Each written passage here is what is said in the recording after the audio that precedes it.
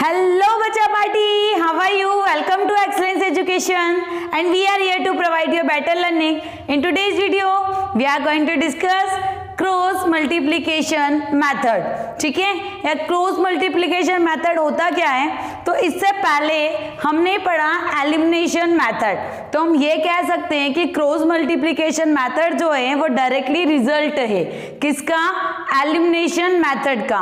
कैसे है? तो चलिए हम देखते हैं.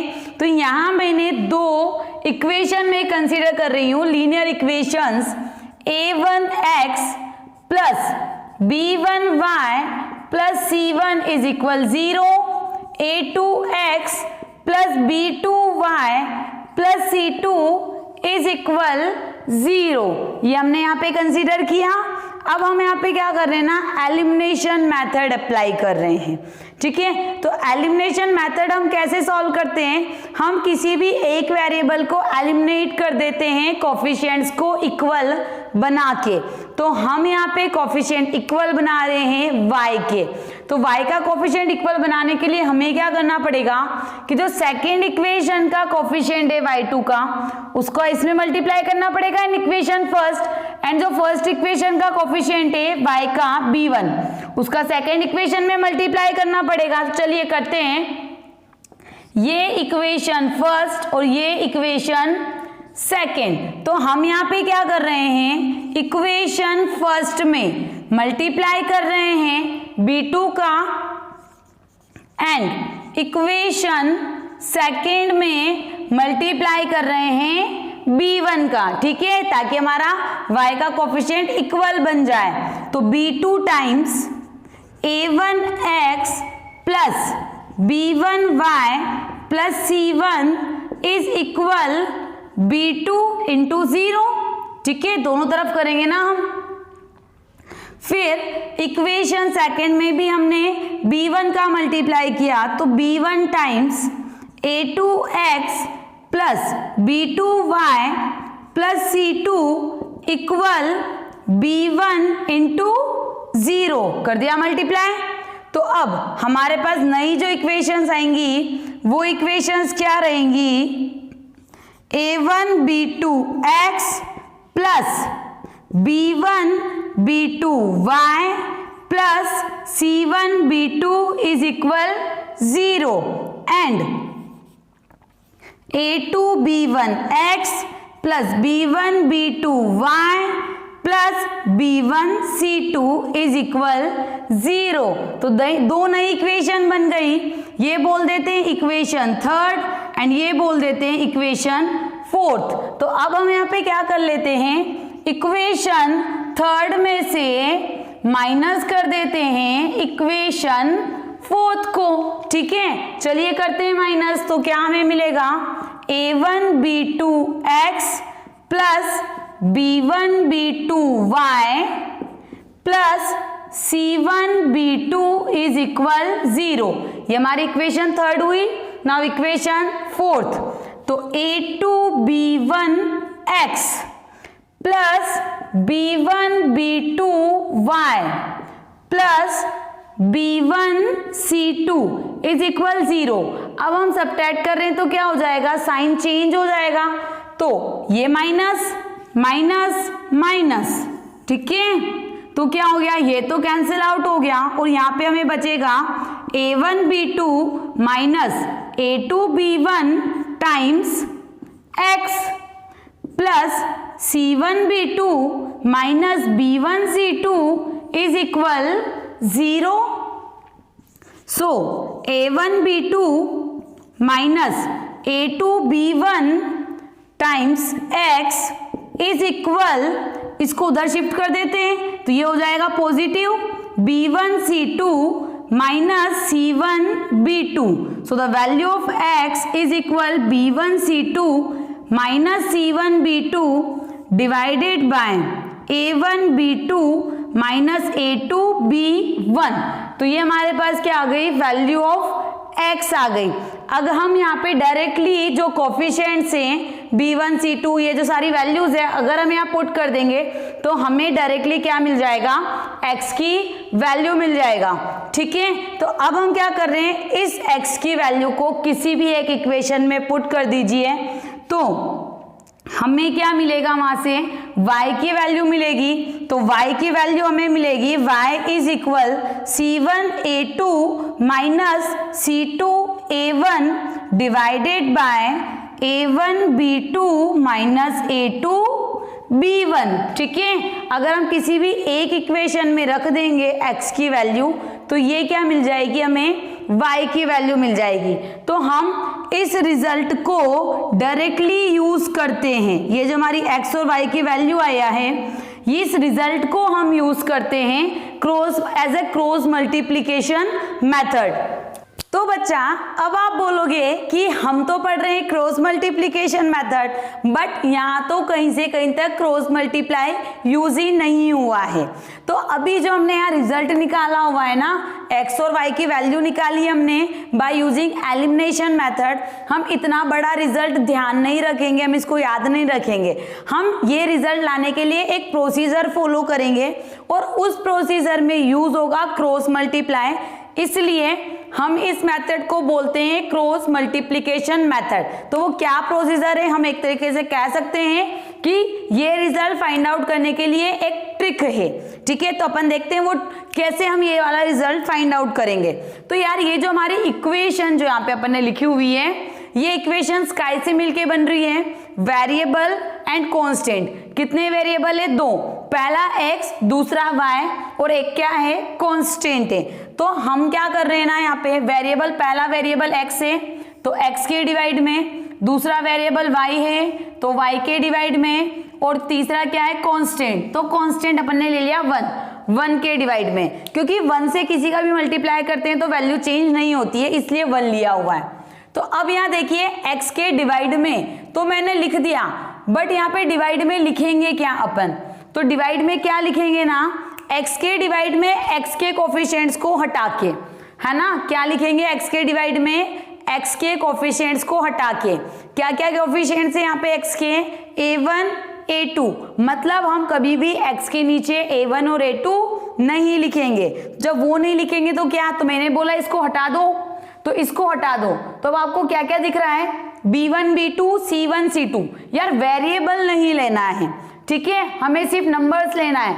तो क्या क्या दिख रहा है आपको, B1 B2 C1 C2। तो ये लिख दीजिए यहाँ पे x के डिवाइड में B1 B2 C1 C2 लिख दिया। अब y के डिवाइड में, तो जब x के डिवाइड में x के कोफिशिएंट्स को छोड़ के हमने लिखा तो y के डिवाइड में y के कोफिशिएंट्स को छोड़ देंगे, छोड़ दीजिए। तो ये y के कोफिशिएंट्स को हमने हटा दिया, तो अब आपको क्या दिख रहा है, A1 A2 C1 C2। But आप ऐसे नहीं लिखोगे, हमने कहाँ एंड किया था, C1 C2 पे एंड किया था ना, तो हम स्टार्ट भी C1 C2 से करेंगे। तो क्या हो जाएगा, C1 C2 A1 A2। तो यहाँ पे हमारे पास होगा C1 C2 A1 A2। और अगर आपने ऐसा लिख दिया, A1 A2 पहले लिखा, C1 C2 बाद में लिखा, तो आपको क्या करना पड़ेगा, यहाँ पे माइनस साइन लगाना पड़ेगा। ठीक है, और अगर आप बिल्कुल साइक्लिक ऑर्डर में चल रहे हो तो माइनस साइन लगाने की जरूरत नहीं है।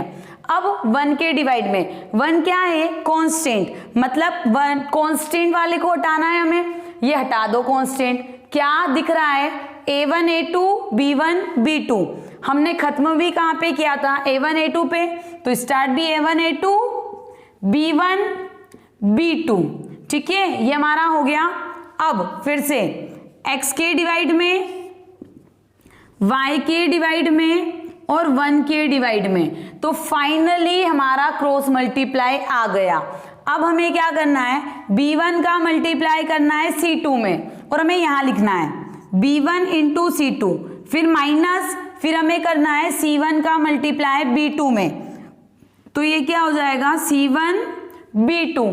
ठीक है, तो ये अपन ने क्रॉस मल्टीप्लाई किया है। यहाँ पे सेम प्रोसीजर हमें यहाँ फॉलो करना है, C1 इंटू A2, तो C1 A2 माइनस, फिर क्या हो जाएगा, A1 का मल्टीप्लाई C2 में, तो A1 C2, फिर सेम वहां पे, तो क्या होगा A1 into B2 minus B1 into A2, तो B1 इंटू A2, ठीक है।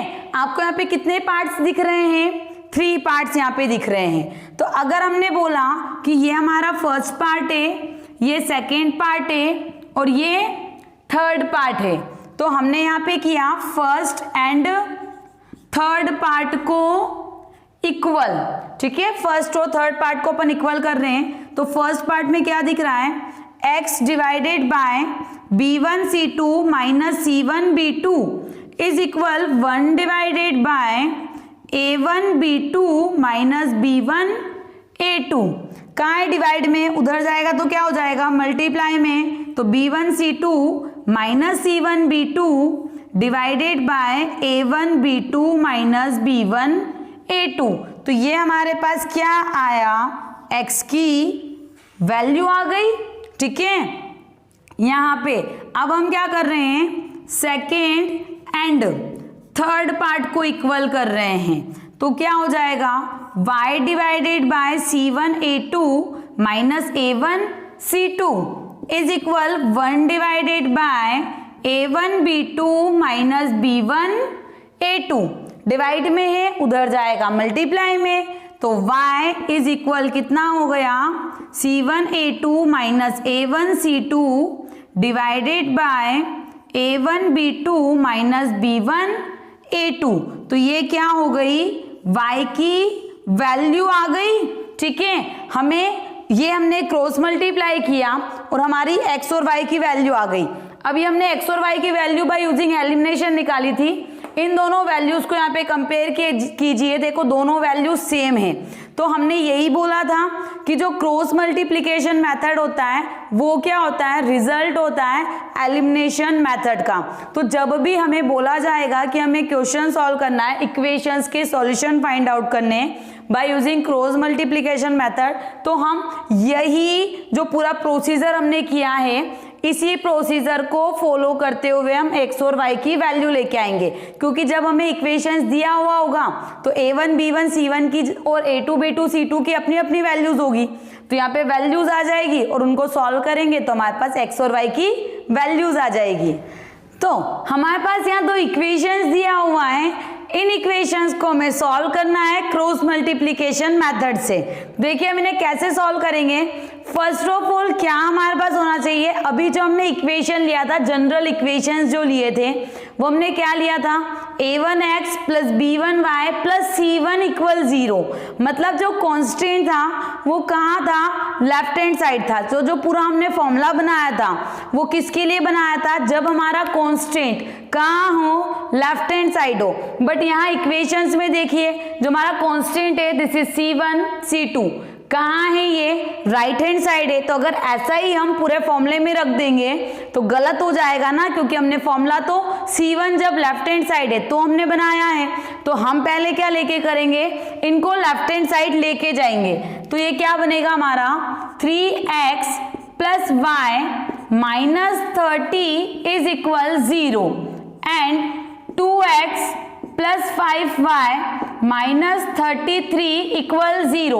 ये बात हमेशा ध्यान रखनी है। अगर C1 and C2 right hand side रहे तो आपका आंसर गलत आएगा।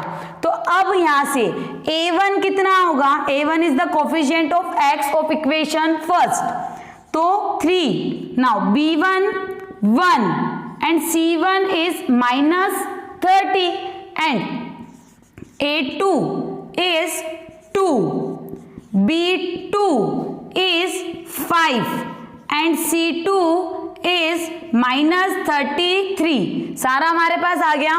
फिर हमने क्या बोला था? फॉर्मूला कैसे बनता है? x के डिवाइड में हम लिखेंगे,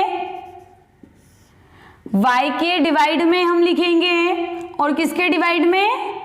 1 के डिवाइड में। तो हम x के डिवाइड में क्या लिखते हैं? x के कोफिशिएंट्स को छुपा के, ठीक है। चलिए छुपा दीजिए x के कोफिशिएंट को, ठीक है। तो यहाँ पे अपन ने अगर इसके कोफिशिएंट्स को छुपा दिया तो क्या बचा?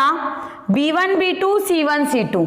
अब b1 की वैल्यू क्या है? 1 5 माइनस 30 माइनस 33। तो यहाँ लिख दीजिए 1 5 -33 जो अभी हमने जनरल बनाया था, जनरल इक्वेशन के लिए वो हम इस इक्वेशन के लिए कर रहे हैं। y के डिवाइड में क्या लिखेंगे, y के कोफिशिएंट्स को छिपा के, तो क्या होगा -30 -33 3 और 2, तो -30 -33 3 एंड 2, फिर 1 के नीचे कॉन्स्टेंट्स को छुपा के, तो कॉन्स्टेंट छुपा दिए, क्या आएगा 3 2 1 5, तो 3 2 1 5।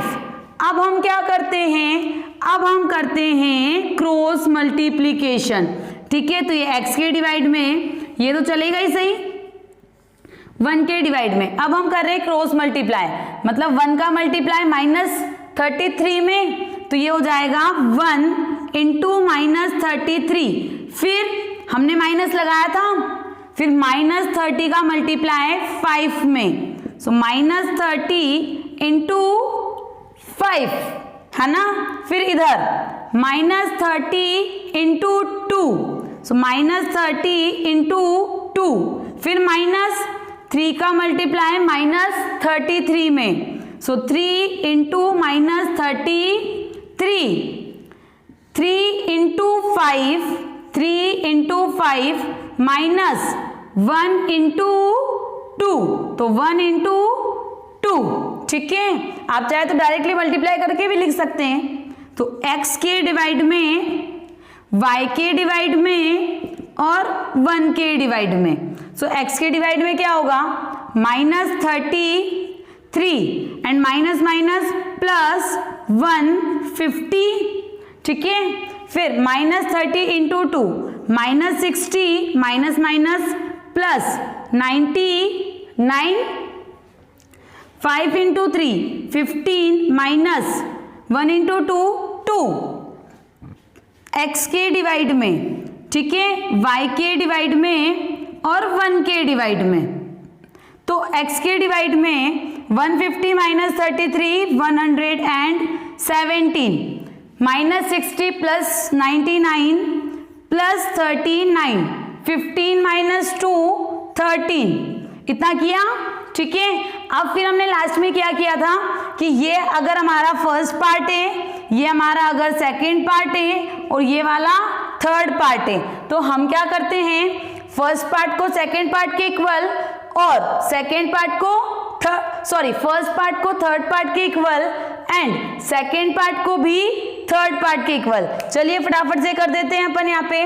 तो फर्स्ट एंड हम थर्ड पार्ट ले रहे हैं, चलिए तो क्या हो जाएगा, x divided by 117 is equal 1 divided by 13, so x is equal 117 divided by 13, so x is equal 9, ठीक है। x की वैल्यू कितना हो गया, 9 आ गया। अब फर्स्ट सेकंड को और थर्ड को इक्वल ले रहे हैं हम एक साथ, तो सेकंड क्या है, y divided by 39 is equal 1 divided by 13, so y is equal 39 divided by 13, तो कितना हो जाएगा 3। तो ये हो गया x और y की value, x is equal 3 and y is equal 9। तो ये है क्रॉस मल्टीप्लीकेशन मेथड, बहुत ही सिंपल मेथड है, ठीक है। सिर्फ आपको इसका प्रोसीजर ध्यान रखना है कि अपन कैसे यहाँ पे कर रहे हैं। तो ये था क्रॉस मल्टीप्लीकेशन मेथड। तो होप सो आपको ये मेथड बहुत अच्छे से समझ में आई होगी। अब आप इस पे बेस्ड क्वेश्चंस आसानी से कर पाएंगे। ये वीडियो आपके लिए यूजफुल रहा होगा। So thank you for watching our video and keep watching our videos.